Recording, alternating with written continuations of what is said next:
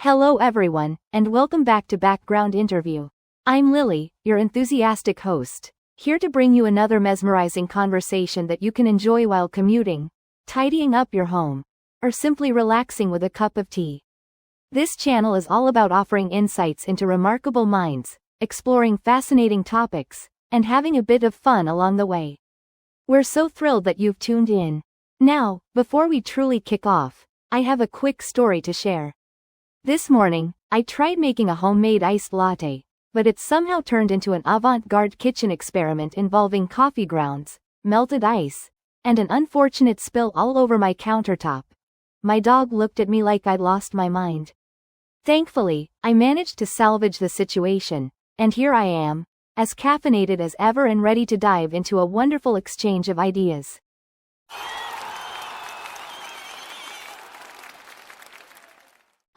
Today, we have a literary titan in the building. His name is so iconic that you've probably heard it in countless contexts, from discussions on existential dread to comedic references in pop culture. We're incredibly fortunate to welcome the one, the only, Franz Kafka. Now, for those of you who might be new to our show, we focus on in-depth discussions about the lives, works, and influences of great thinkers, authors, and pioneers throughout history. This is our place to learn, grow, and occasionally share a good laugh, so get comfortable and prepare to be enlightened. But first, let me tell you another quick anecdote from my life. Just the other day, I tripped while stepping off the bus and nearly dropped my phone in a puddle. I'm sure it looked like a slow-motion scene from a comedy film. The bus driver was kind enough to ask if I was okay, and all I could do was laugh at myself. Sometimes life just hands you bizarre little moments that remind you to stay humble, right? Now enough about me. I promise no more stories of near-catastrophic clumsiness. Let's turn our attention to our extraordinary guest. All right, everyone, it's time to introduce the man whose influence on modern literature is immeasurable. His works delve into the very core of human anxiety, alienation, and the surreal struggles against looming, often incomprehensible forces. And yet, they continue to resonate with readers across generations. Ladies and gentlemen, please put your hands together for Franz Kafka.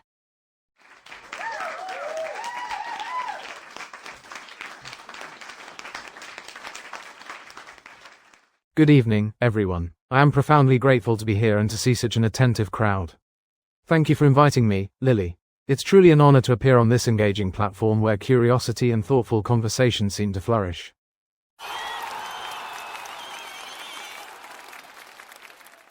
Franz, we're absolutely delighted to have you. Please, settle into that chair. Make yourself right at home. Our audience is eager to hear everything about your life, your creative process, and especially your iconic novella, The Metamorphosis. Thank you, Lily. I must say, the warmth of this reception is quite uplifting. I'm accustomed to introspection and quietude, so this lively atmosphere is both exhilarating and, perhaps, slightly nerve-wracking.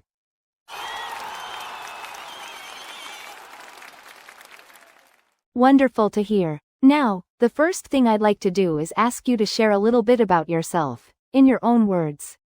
Most of our listeners know you as the author of The Metamorphosis, The Trial, and The Castle, and as a pioneer of existential and modernist literature. But who is Franz Kafka, beyond the pages? Certainly. I was born in 1883 in Prague, which was then part of the Austro-Hungarian Empire. My family was middle class and Jewish, though we lived at the crossroads of different cultures, Czech, German, and Jewish traditions mingled in that city. My father, Hermann, had a forceful personality that loomed large in my upbringing, while my mother, Julie, was often preoccupied with running the household or assisting my father's business. Their dynamic, and particularly the contrast between my father's sternness and my own sensitive nature, deeply influenced my worldview. I also had 3 younger sisters, all of whom tragically perished in the Holocaust decades later. Personally, I studied law to satisfy my father's expectations but found my calling in writing. My experiences in a bureaucratic insurance job inspired much of the sense of oppressive administration and systemic absurdity that appears in my works.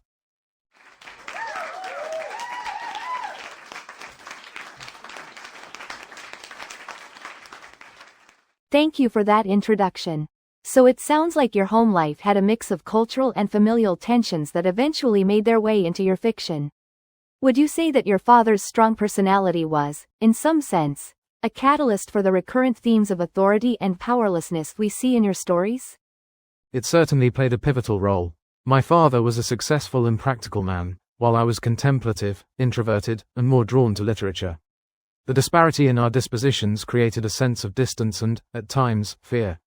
My father's presence colored my perception of authority as something intimidating and, on occasion, arbitrary. This emotional landscape underpins many of my narratives, where characters often struggle with faceless or baffling authorities. That's very insightful, and it leads beautifully into our exploration of the Metamorphosis. Of course, you have other celebrated works like The Trial and The Castle, each presenting these daunting, labyrinthine power structures. But the Metamorphosis is often the entry point for readers who are new to your writing. So let's talk about that in depth, really go deep. Franz, can you give us the broad strokes of the story for those who haven't yet read it, and then we'll dive into the nitty-gritty details? Certainly. The Metamorphosis begins with the protagonist, Gregor Samsa, waking up one morning to discover that he has inexplicably been transformed into a gigantic insect. Rather than focusing on the scientific or fantastical explanation of how this metamorphosis occurred, the narrative instead directs attention to the psychological and social repercussions. Gregor had been the primary breadwinner of his family, so his sudden inability to provide heightens the tension. Over time, as his appearance becomes more disturbing, his family's initial shock evolves into a mixture of shame, resentment, and eventually outright rejection. It's a grim, yet deeply human story about isolation, identity, and the fragile nature of familial bonds. That abrupt transformation is such a powerful opening. There's something chilling yet almost comedic about this man who wakes up and realizes he's no longer physically human. The family's reaction shifts from horror to a begrudging acceptance, and then into neglect. Do you recall what primarily drove you to write such a bizarre premise? Was it personal angst, a commentary on societal alienation, or something else entirely? It was a blend of my personal anxieties and a broader reflection on social dynamics. I was at a point in my life where I felt torn between my obligations, a stable job, family expectations, and my internal need to write, to contemplate life's deeper questions. This internal conflict manifested as the idea of a man whose outward appearance has become monstrous, something repelling those closest to him. Beyond that, I was, and still am, fascinated by how quickly humans adapt to the absurd. The shock eventually wears off, and people resume their daily routines, sometimes in ways that compound the suffering of the marginalized individual. Absolutely. The mental shift the family undergoes is quite jarring. One moment, they're frantic about Gregor's situation. The next, they're resigned, even burdened by it. There's a sense that the family, especially his sister Greta, initially tries to help but eventually becomes impatient and, in a sense, cruel. It's heartbreaking to witness Gregor's progressive isolation. Would you say you intended to shed light on how societal or familial empathy can fade over time? Precisely. Empathy can be fragile, particularly under stress or when it demands a constant sacrifice. Gret's transition from caretaker to someone who wants to move on with her life suggests how compassion can erode when confronted with relentless hardship. That erosion is, I believe, more disturbing than even the physical transformation itself. It underscores a harsh aspect of human nature, the inclination to distance oneself from discomfort or from that which disrupts normalcy. That's a potent insight. Now, the Metamorphosis has been subject to countless interpretations: existential, psychological, theological, Marxist, and beyond. In your mind, is there a definitive interpretation, or do you believe readers should discover their own meaning in the text? I've always felt that literature is a living, evolving entity once it meets readers. While I imbued the work with certain personal and societal commentaries, I'm not one to prescribe a single, correct, interpretation. I'm more intrigued by how each reader's perspective and experiences shape their understanding of Gregor's plight. One may read it as an existential allegory, another as a literal horror tale, and both are valid engagements with the text. Ultimately, I think the emotional core, the sense of alienation, shame, and longing for acceptance, resonates universally, regardless of the theoretical framework through which one views it. That's wonderfully open-minded and probably one of the reasons your works continue to captivate readers worldwide. Now, this might be a question on everyone's mind. Did you have any idea when you wrote the Metamorphosis that it would become this defining piece of 20th century literature? Or did you see it as just one of your stories? At the time, I had no inkling that the Metamorphosis would gain such widespread fame and remain a staple in global literary discourse. My personal anxieties about writing often made me question the merit of my work. It's somewhat ironic that the piece written from a place of deep internal conflict would find such enduring resonance. I simply hoped it would articulate something true and raw about the human condition. The rest, I suppose, is history. History indeed. Let's delve further into your life context during the writing of the Metamorphosis. You mentioned your day job at the Insurance Institute. How did that role factor into the sense of oppressive systems that permeate your fiction? Working at an insurance institute, I was regularly confronted with forms, rules, and processes that seemed to place humanity second to procedure. I saw how a person's tragedy, injury, financial ruin, was reduced to paperwork and lines of text in a ledger. This deepened my view that bureaucracy can be dehumanizing, an unseen force shaping people's destinies. While the Metamorphosis isn't overtly about bureaucracy, the environment I was immersed in undoubtedly contributed to the sense of a protagonist being trapped and misunderstood, with little recourse to reason or empathy from the institutions, or, in Gregor's case, his family, on which he depends. That perspective definitely bleeds into your broader body of work. Now, I'd love for us to discuss the significance of place, Prague. It was a crossroads of cultures, Czech, German, Jewish, and that must have given rise to a unique environment. Do you think that interplay of identities informed your theme of alienation? Without question. Prague was a melange of cultural influences, and I was somewhat on the periphery of each. I grew up speaking German in a region where most spoke Czech, and, as a Jew, I experienced social and religious tensions that underscored the feeling of not wholly belonging. This was further complicated by the Austro-Hungarian Empire's overarching presence. The result was a sort of perpetual in-betweenness. That sense of never being fully integrated into one's surroundings definitely found its way into my writing, fueling motifs of estrangement and the longing for acceptance. That's so fascinating. Now, I'd like us to take a bit of a breather to read out some emailed questions from our dedicated listeners around the world. After that, we'll turn to the lovely audience here in the studio for a live Q&A. All right, let's cue our mail segment theme.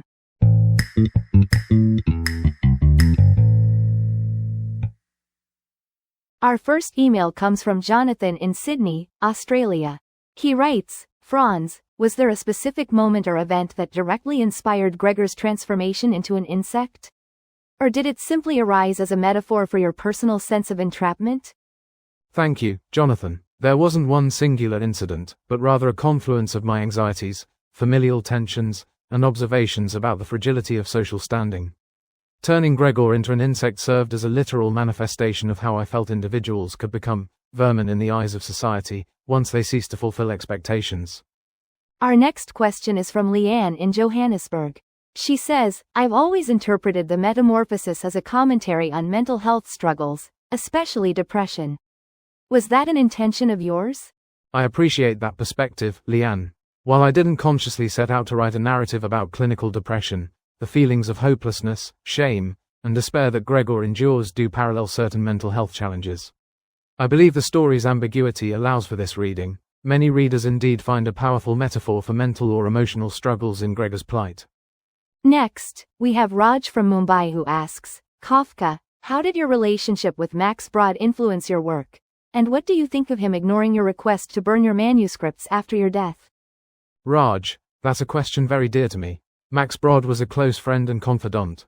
He recognized value in my writing long before I did. While I was initially unsettled by the thought of my unfinished or personal writings being published, in retrospect, I can't deny the profound impact it has had on literary history. Had Brod obeyed my instructions to destroy my manuscripts, the world might never have encountered some of my most influential works. It's a complex situation where my personal wishes were at odds with the broader cultural benefit. Thank you, Franz. One last email for now. Maria in Lima asks, if you could speak to Gregor Samsa as a character, what advice or comfort would you offer him? A beautifully compassionate question. I would tell Gregor that his value does not hinge on his ability to provide financially or maintain a socially acceptable form. I'd encourage him to seek any semblance of connection, communication, a support network, even when society or family turns away.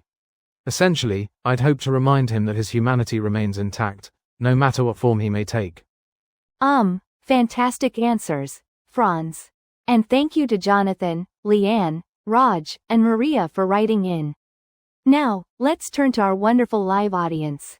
Anyone have a question about the Metamorphosis or Mr. Kafka's life? Let's see some hands raised.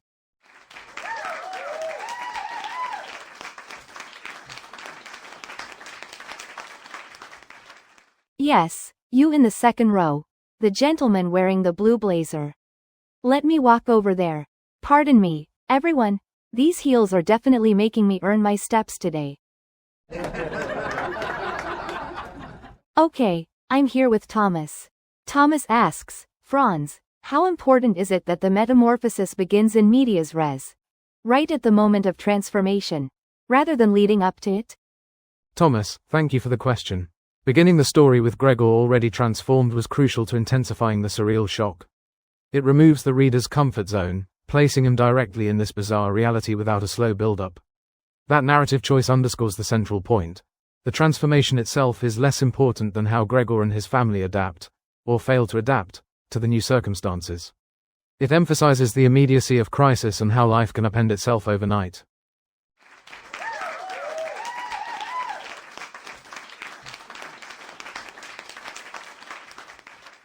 Great question, Thomas. Now, you there in the middle row, the lady wearing the bright red scarf. Let me scoot on down. Excuse me, folks. All right, your name is Helena. Helena wants to know, could you talk about any comedic or absurd elements in the Metamorphosis? It's a grim story, but I sense a dark humor underneath it all. Indeed, Helena, the work has a layer of dark, almost slapstick humor. The notion of a man scuttling around his room as an insect, while his family tries to maintain a semblance of normalcy, contains a tragicomic quality. It's unsettling, but also absurdly funny in how quickly life's routines and courtesies break down.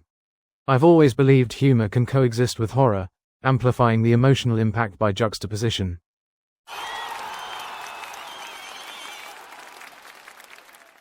Wonderful. Let's keep going. Yes, you in the far left aisle. I'll come over. Thanks for waiting. Your name is Benjamin. Benjamin's question. Franz, did your Jewish faith and cultural background significantly inform the themes of guilt or redemption that some interpret in your stories? Thank you, Benjamin. While my works aren't overtly religious, my cultural identity certainly shaped my worldview. The concepts of guilt, existential questioning, and the desire for redemption can be found in many spiritual and religious traditions, including Judaism. Though I didn't consciously frame the Metamorphosis as a Jewish allegory, the sense of being a perpetual outsider might reflect my own experiences of cultural displacement.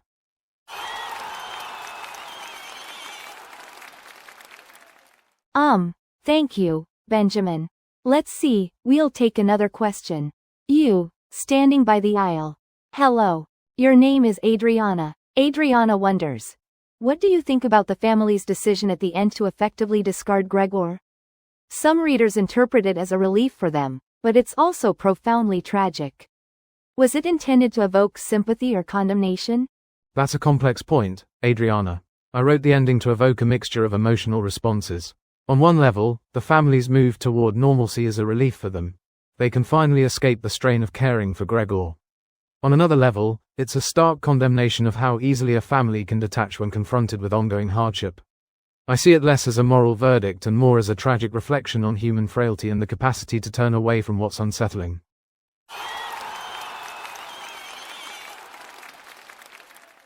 Those are deep insights indeed.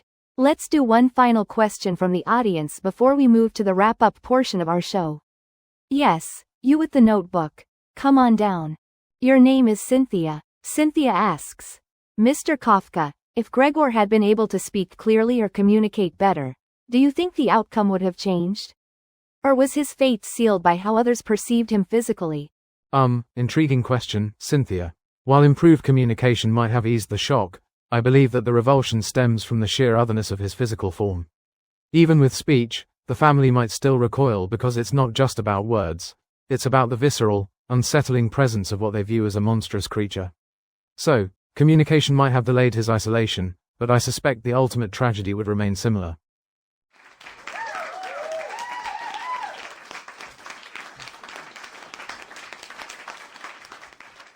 That's a truly thought-provoking perspective, Franz. And thank you to everyone who participated in our Q&A. You've given us so much to chew on.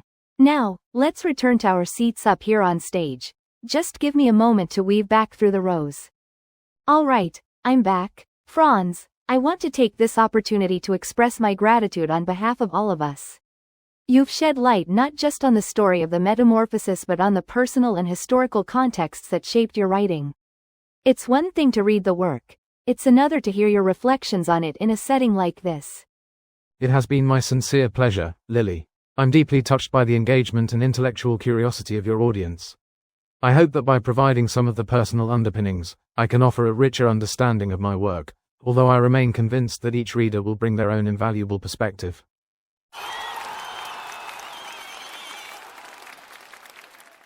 We certainly will. Now, as we near the end of our time together, I'd like to offer you the floor to share any final thoughts or messages you'd like to leave our listeners with. Perhaps words of encouragement, or a reflection on how the Metamorphosis remains relevant in our modern world. I would say that in an age where technology has advanced and social structures have changed, the core themes of the Metamorphosis, alienation, familial responsibility, societal expectations, are more relevant than ever. Many people today still struggle under the weight of professional roles, the need for acceptance, and the fear of standing out in an unflattering way. If my work accomplishes anything, I hope it's to remind readers that empathy should persist, even in situations that jar us or make us uncomfortable. And I would encourage anyone experiencing a sense of dislocation or anxiety to seek understanding, both from within themselves and from the communities around them.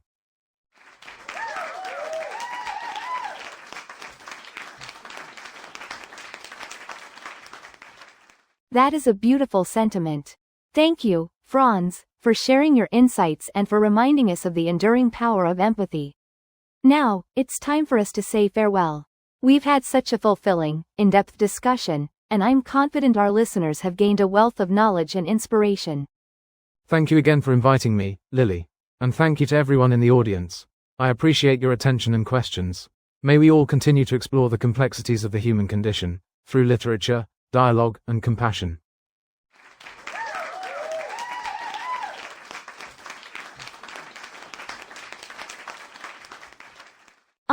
Let's hear it once more for Franz Kafka, everyone. Alright, he'll be stepping backstage now to catch his breath, but let's send him off with our gratitude for a truly enlightening conversation.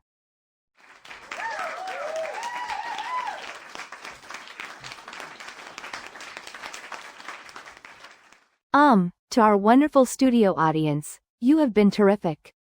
And to all our listeners around the globe, thank you for joining us on this journey through Kafka's life, his upbringing in Prague, his daily bureaucratic battles, and the creation of one of literature's most haunting novellas.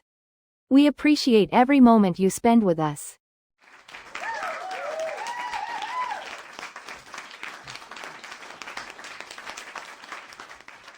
Before we sign off, remember to subscribe to Background Interview if you haven't already. Share your thoughts in the comments. Let us know what fascinated you most about Franz's experiences, and of course, feel free to recommend future guests or topics you'd like us to cover. Your engagement fuels our dedication to bringing you enlightening and entertaining content.